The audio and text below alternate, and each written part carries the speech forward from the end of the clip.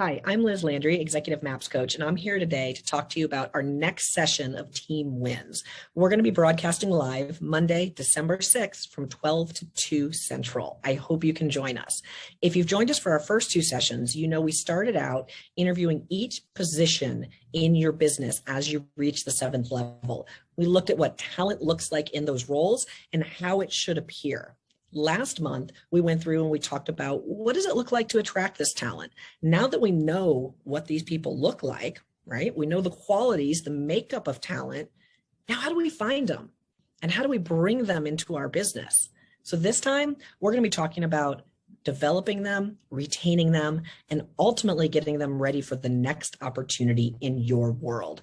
Talent loves opportunity, and it's our job as the leaders to make sure we provide the path for them to secure that opportunity. We're going to have two fantastic interviews for you from mega agents from two different parts of the country who have had talent in their business for 4+ years. These are folks who have hired them from scratch, developed them, and moved them through their organization. You're going to get to hear the ups, the downs, and you're going to hear it right from the source, from that talent inside of the organization as well. I hope you can join us. I'll see you Monday, 12 to 2 Central, December 6th.